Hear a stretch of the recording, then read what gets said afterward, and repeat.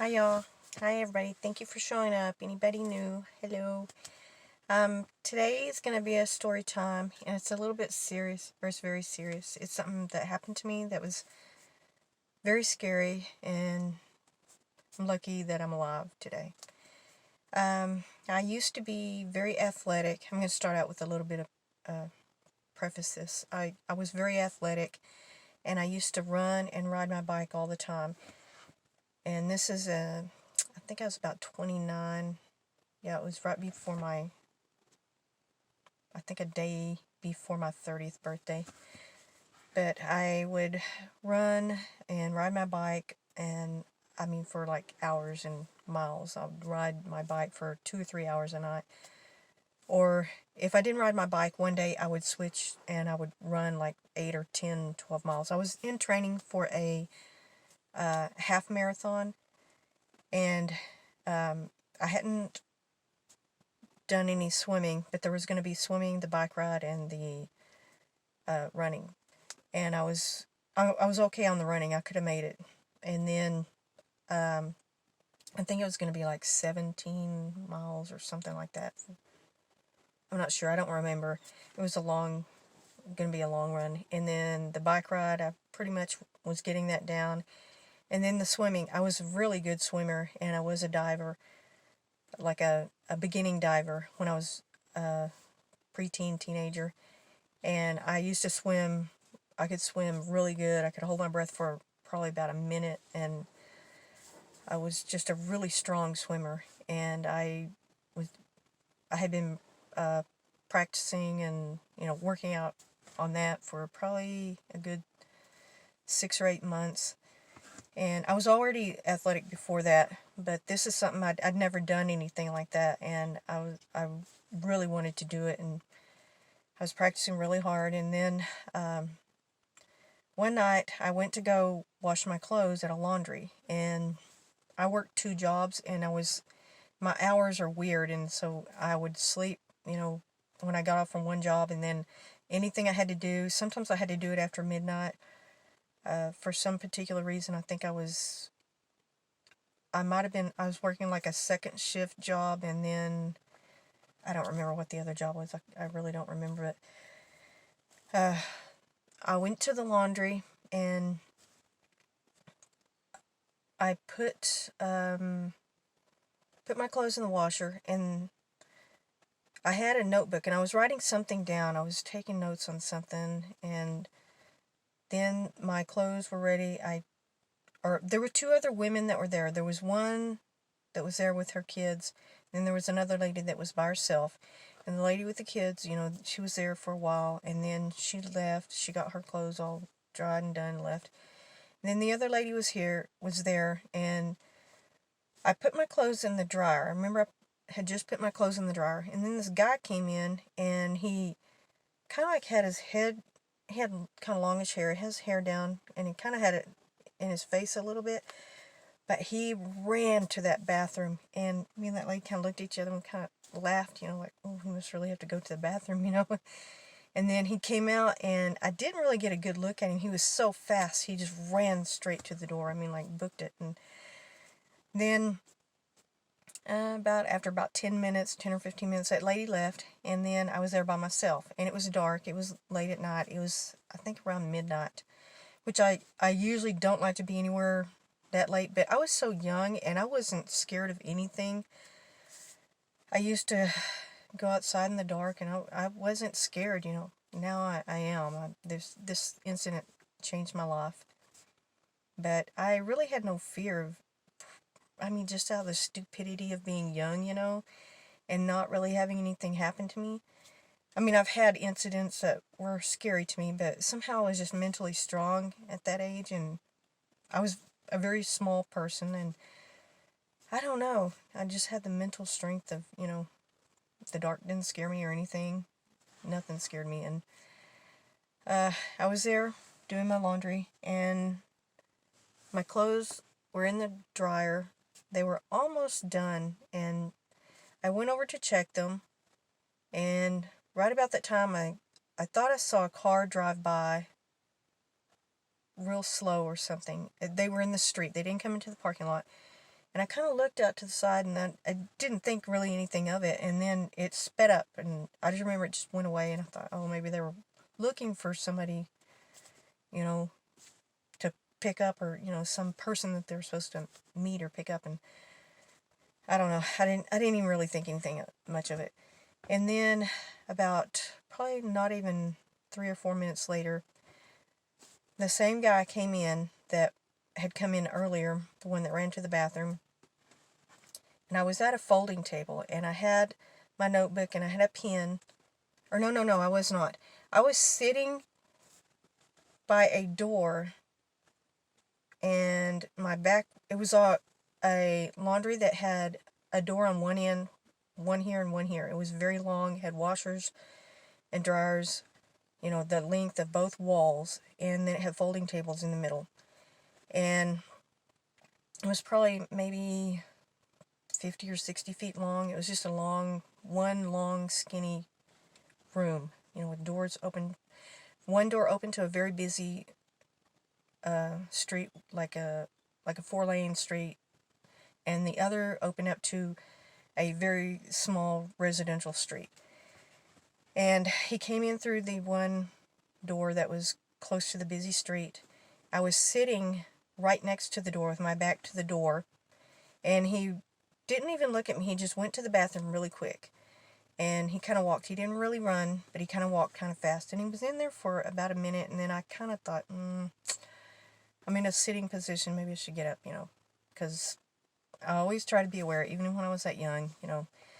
And so I got up, and I went to the folding table, and I still had my notebook and my pen, and he stayed in there for a few more minutes, and I was busy writing. And then all I remember was I didn't hear a sound, but I sensed that something, you know, was movement. You know, I didn't see it really. Maybe just by my peripheral vision, I felt something come around me, or something just moved off in the distance. And I was probably like maybe 30 feet from the bathroom, and I just felt like a presence or something. I didn't even have time to really see what was happening.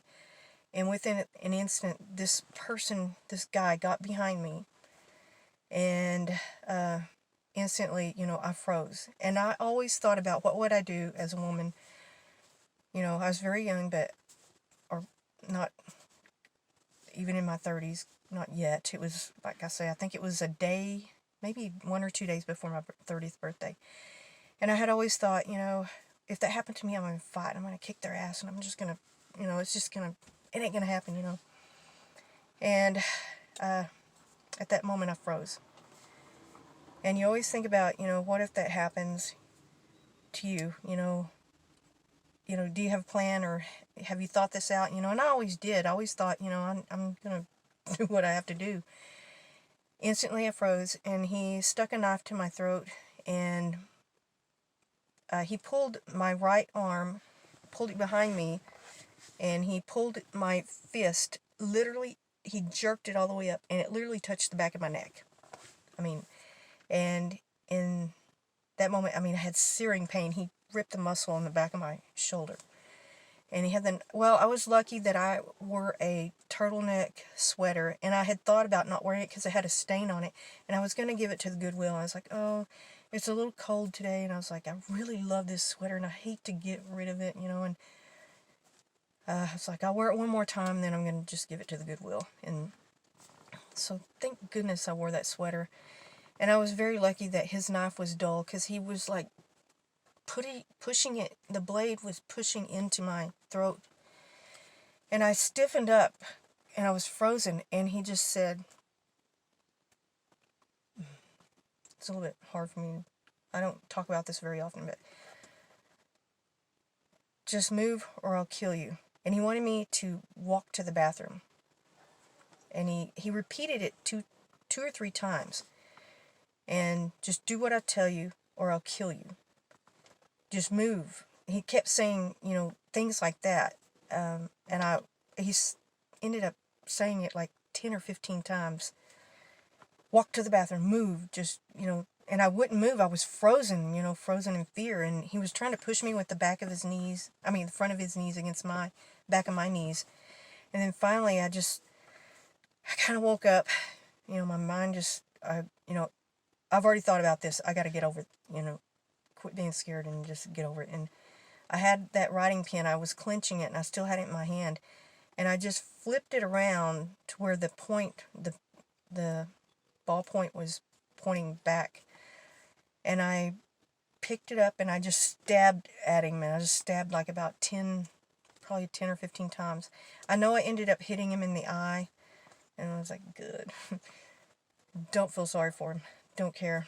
And if I could have aimed better, harder, I wanted to pluck his eye out.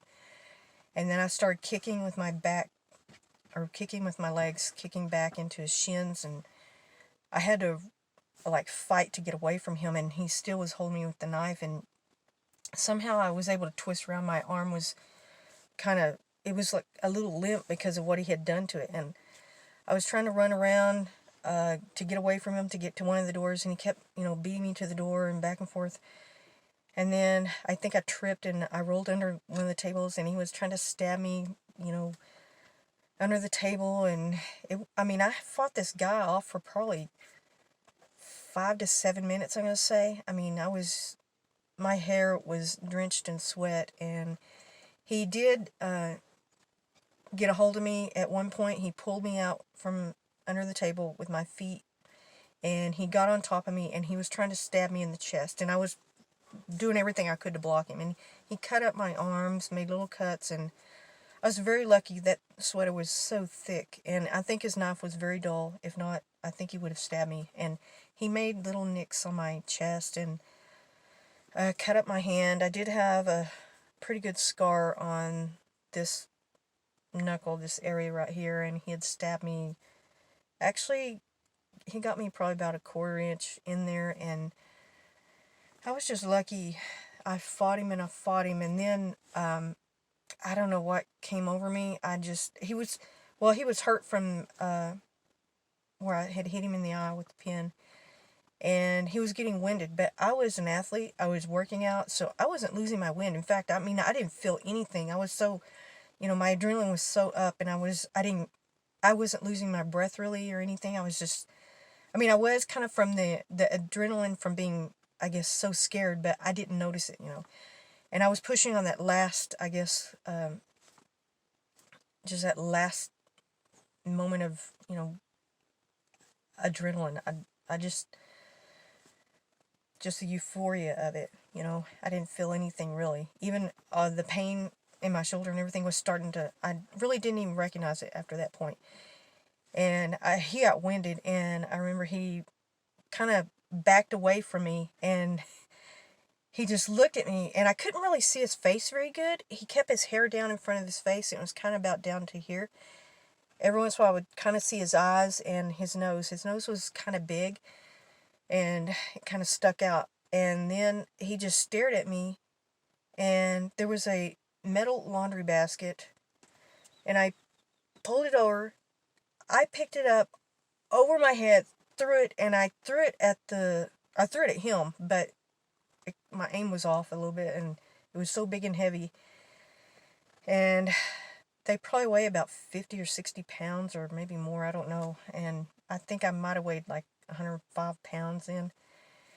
And it hit the glass, and the glass made this sound like, it just made this weird kind of reverberating sound or something. It just made a real kind of a high-pitched, and we both stopped and we watched it. We thought it was going to shatter, and then it did make a crack, and it kind of slowly made a crack, and we both stood there. And then he just took off running, and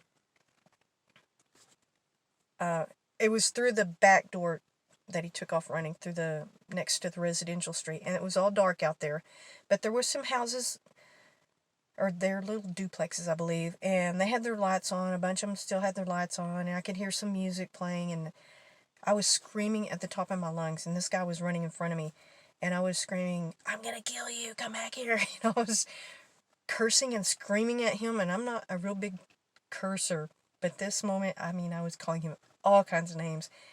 And I told him, I'm going to kill you. If I get my hands on you, I'm going to stab you with your own knife. I was saying all kinds of stuff.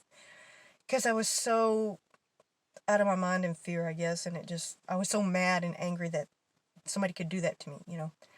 And then I went back inside and I was all bloody and there was blood on the floor and he had ripped one of my earrings out and I had a dangly earring and I was looking for it and I was all, I don't know why I was looking for it, but when you're kind of in shock like that, you do weird stuff and it didn't register to me to go to the police, at that moment. And I was just, my laundry, my notebook and stuff. Your mind closes off whenever you go into shock. And right about that moment, this car drove into the into the parking lot, and they came up to the door, sideways, like right on the passenger driver's side. And I looked, and I think it was him. I mean, this person just slammed on the brakes and looked, and I looked at them, and I started running towards the door, and he took off, and he sped off like a crazy person. So I jumped in my car like an idiot, and I chased this guy for probably about a good mile or two, couple miles, and it was down the street, the 4-lane busy business street, and it was every single light was red, and we blew through each light, and I was probably driving about 90 miles an hour chasing him, so he had to be going about 100, I guess, and I was chasing him faster and faster. We were speeding up, and then after about a mile, there was a right turn, straight, it was turning left, but it was at a right angle, 90-degree turn, and there was gas pumps on that one corner, and I just he skidded off, losing rubber everywhere over the road, and I tried to make as tight a turn as I possibly could, and I jumped the curb, and I landed right next to the gas pumps. I nearly hit the gas pump, nearly blew up. And at that moment, I was like, he already took off. He was, half mile down the road by that time, and I was lucky I didn't damage my car. I just hit the curbs and flew, and I was lucky I didn't land on the gas pump. And at that moment, I was like, oh. And so I drove back to the laundromat, and then I was like, there was no phone there, and then I went to a 7-Eleven. It was about a half block down, right down the block, and I went in, and I was like, oh, I started crying by that time. It had all hit me, and I was all bloody and crying, and the clerk, got me alcohol and bandages, and then called the police and everything, and when the cops got there, I was crying and everything, and they made me tell the story like 5 times, because I didn't realize this, but I thought the cop wasn't paying attention to me, but I think he thought that I got into a fight with my boyfriend, and then, or boyfriend or husband or whatever, and then the other cop, he was a little bit older, and I think he could tell I was truly so upset, and he took us over, we drove over to the laundromat, and they looked around there. My blood was everywhere, and they found my earring, and they went to the bathroom, and they got something out of the bathroom, and it was some tissues. So I don't know what it was, and I didn't even want to know. And they were putting it in a plastic bag, and then at the time that I was talking to the cops, and then one of them, he asked me, do you know why he would do that? Or he made some, like, a question like that, and I was like, well, there was nothing of value. I don't have any money. Or I think he was trying to determine if I was being robbed, and I was like, no, he was trying to drag me into the bathroom, he wanted to rape me, and he told me he was going to kill me repeatedly. And then they were talking about, this sounds like some other incidents. They were kind of talking between themselves, and then they said, and they were discussing some of it, and I was kind of oblivious to, the rape, serial rape, because I didn't know that existed in the city I lived in, and they used the word I questioned them about, has he done this before? Do y'all know who it is? Or, I was so, you know, just not aware of that kind of crime, I mean, how prevalent it was. And they used the word serial, and I was like, what? What is that? And they said somebody who commits that crime over and over. I said, somebody, it didn't dawn on me, and didn't, I was just so, I guess because nothing had ever happened to me like that, and they'd said, yes, there's been several cases of it, and they need to tie in and see if there was anything with what happened to me, if it matched any of these other cases. And so then I had to go and about actually I was asleep, phone rang, 7 o'clock in the morning. It was sex crimes investigator, and I had already talked to him once before. I had given my report and everything, and he called me back and he goes, we need you to come in right now, and because another lady had been murdered at another laundromat. And this is 2 weeks after what happened to me. And so I went down there and I had to go through a lineup. And none of the guys, any of them were not him. Because the guy was maybe a little bit, he was probably, I don't know, a little bit, well, he was taller than me. I mean, I'm not too tall. And all the other guys in that lineup were huge, more muscular, bigger. And he was more skinny, have a thinner build. And I gave a drawing.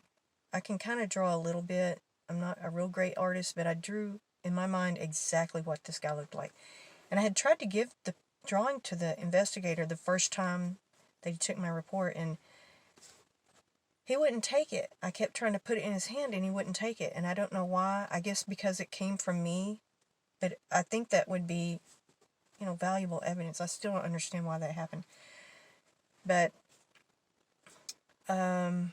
they considered that guy the same guy who had attacked me. And they never, well, for the time being, for years, they didn't find him. And then one day I was, I kept in contact with the investigator for probably a good year. Every once in a while he'd call me and ask me something. And then it just, went into oblivion or whatever. And then years later, I don't know, maybe 10, I can't even remember how many years, 10 or 15 years later, I was looking at I used to have the newspaper, and I didn't look at the headline or the top story, but it was folded over, and I saw this picture of this guy, and I just instantly, I nearly passed out. I literally got weak. I was, lost my breath, and I was like, my legs almost went out from under me, and I was like very emotionally upset right when I looked at his picture. And I didn't see the article, all I could see was his picture, and that was him. I was like, it was him.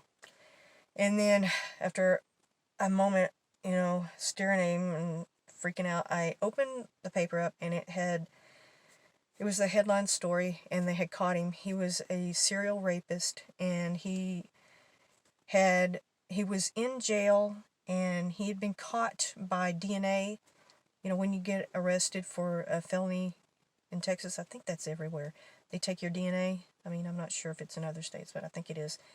But they had taken his DNA in another rape case, I believe, and they matched it to the DNA from that lady, and I actually don't know if they had matched it with DNA from my case. I can't remember. I don't know. They had taken some tissues out of the restroom. They didn't take any DNA samples from me at all, and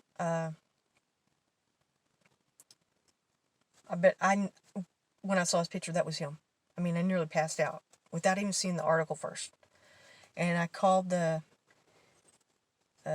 investigator, and I told him, that's him. That is the guy, And he's reassuring me, you don't have to worry about it, it's done, and all this. And that was one of the most life-changing things that have ever happened to me. And it was very hard and emotional.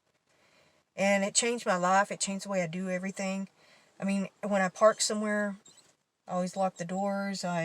If I lock my house door. If I go out to get in my car, I lock my house door.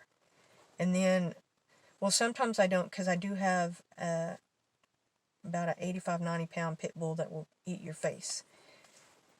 So sometimes I do leave it unlocked, but he's in that room if I have to, you know,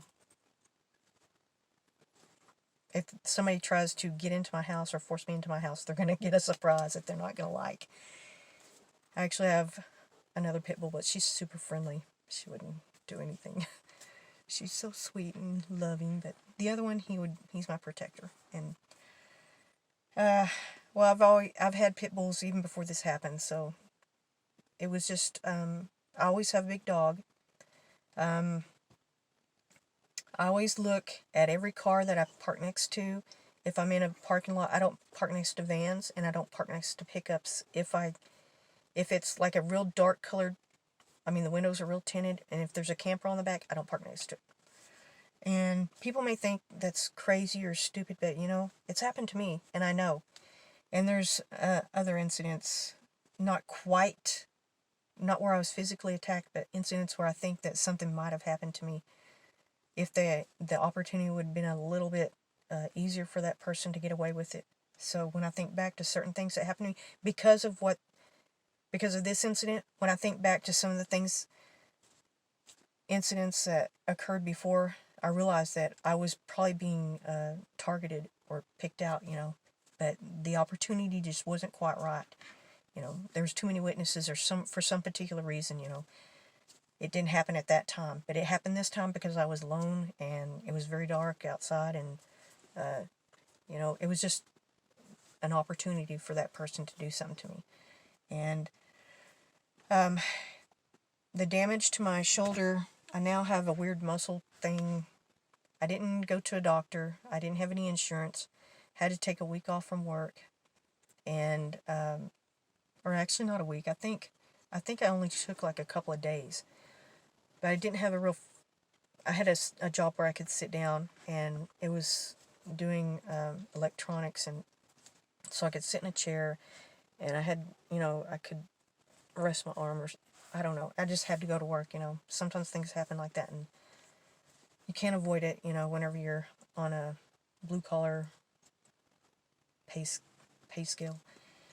And I had to just deal with, you know, I had to do my own workout routine. I didn't have money for therapy, and eventually I did kind of work with small weights, and it got better and better, but it took probably a good 8 or 9 months before I could really raise my arm up all the way.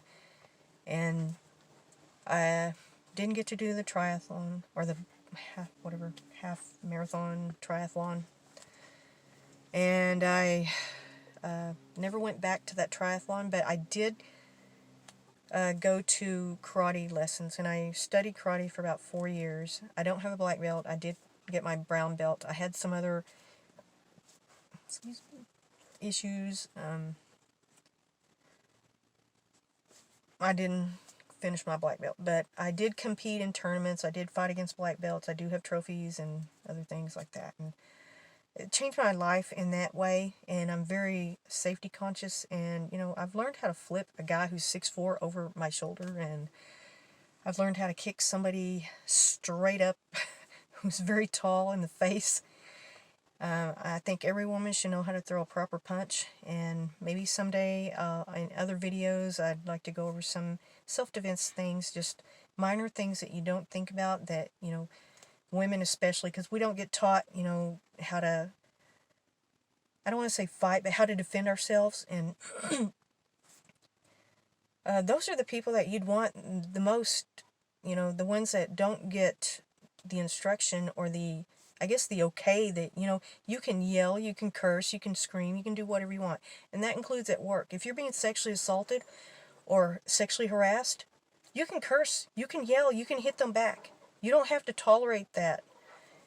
And I know when you're young, because when it happened to me when I was young, being sexually harassed at work, you know, it was so shocking, and I didn't know how to handle it. And, you know, but now I do. And I have put guys to the floor, you know, and I have flat out punch people, for doing something inappropriate to me. And, it's perfectly legal to physically defend yourself. It doesn't matter if you're, in a dark parking lot or if you're at work. No man, or even the other way around, I really don't think men should hit women.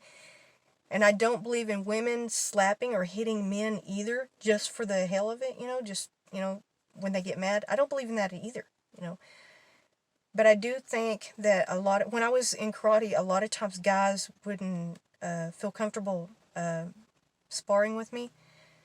But we did have a very low contact kind of, the dojo I was in was, we didn't break bones or hurt each other, It was for training, but we used a scale of, whatever your caliber of fighting is, the other person's going to elevate to that level. So, you had to measure out, what you could take, whatever you dish out, you had to be able to take.